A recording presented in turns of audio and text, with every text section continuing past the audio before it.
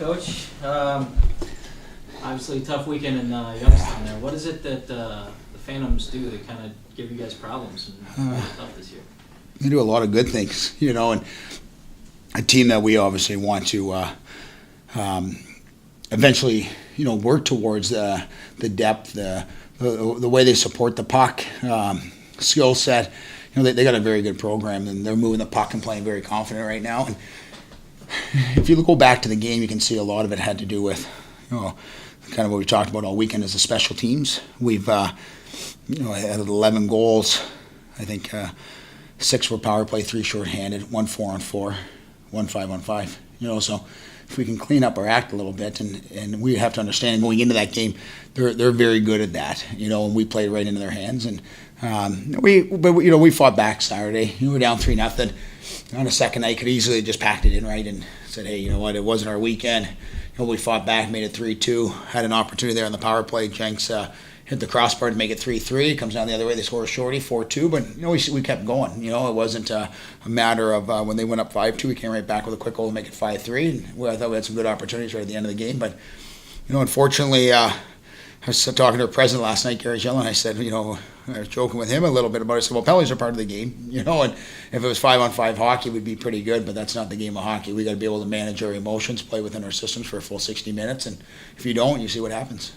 Especially with the shorthandeds. I mean, how deflating are those when you've got the extra advantage and they come and get you? Yeah, you talk about a momentum shift, in a game, right? It's kind of like, when you kill off a 5-on-3, that's a big momentum shift. When you get scored on shorthanded not once, not twice, but 3 times, well, now we got a problem. We got to look into that, and some of it was some tough luck, but some of it we put on ourselves too, with our decision making not being sharp and pinching down the wall when we shouldn't pinch, and knowing how to absorb a play if we don't have numbers back in the play. And so it's a learning. It's game 9, and it's not one that obviously we don't want to lose hockey games, but it gives us an opportunity now to continue to teach, continue to coach, and educate them, on getting better and correcting our problems. Along those lines, did you see any positives that you can build on out of these 2 games?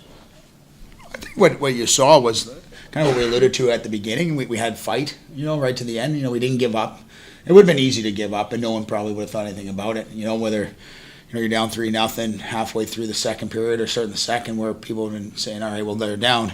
Lost 6-1 the night before, down 3-0. Well, this game's over. But, the guys kept going, and so they started holding each other accountable a little bit more, and some we're trying to still build within the culture of the locker room is we as coaching staffs, we hold each other on a high level, and we also hold our players and want the players to hold each other. So it's still trying to build the culture in that locker room and understand that, and teaching that in this league, you have to play 60 minutes. You can't have an off shift, because you can see how quick things can change and momentum can change, and you have to respect your opponent, and until you respect them, you're probably not going to win a lot of hockey games. And going in this weekend, it's another opponent. Like I said yesterday to Brian, if we think it's just a 6-2 game like we played them, we're going to be down pretty quick again.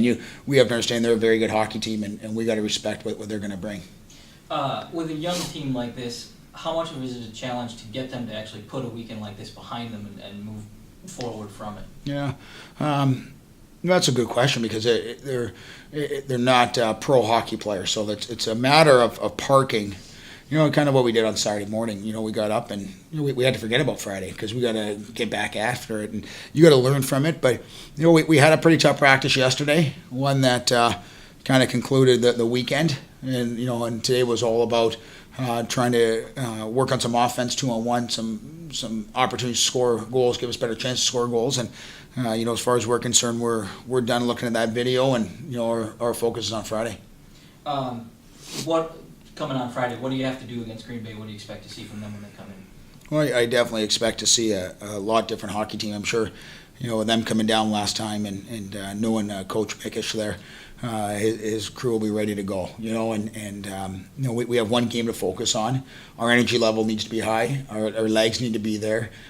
We don't have a game Saturday, so we have nothing to hold back. And as I said to guys this time of year, we're going to go with the guys that are working, guys that are buying in and going hard. So if ice time is a factor to some players, that means they're not on the same boat as we are right now. So we got to get going after that. But our guys just got to play a clean, simple game. We got to stay out of the penalty box. We got to press their D. Probably the same thing they're saying to their guys, is because unfortunately, and the truth of the matter is right now is defense in hockey period is the hardest position to play. There's no more holding guys up or putting your stick between their legs and riding the guy off on the board. So the higher up you get, it's hard for D to keep turning, pivoting, retrieving pucks, knowing that a guy's coming to hit you hard. So we just got to stick to the base. We got to get back just to our execution of what we do. Not so much what Green Bay does. We're not going to do a lot of video on them this week. We're going to do more on us. And as long as we want to see us play a game we want to play, and like we've said all along, if we play that game in that system, it'll give us a good chance to win it. If we don't, you see what happened on Friday, Saturday. Guys were playing that individual game.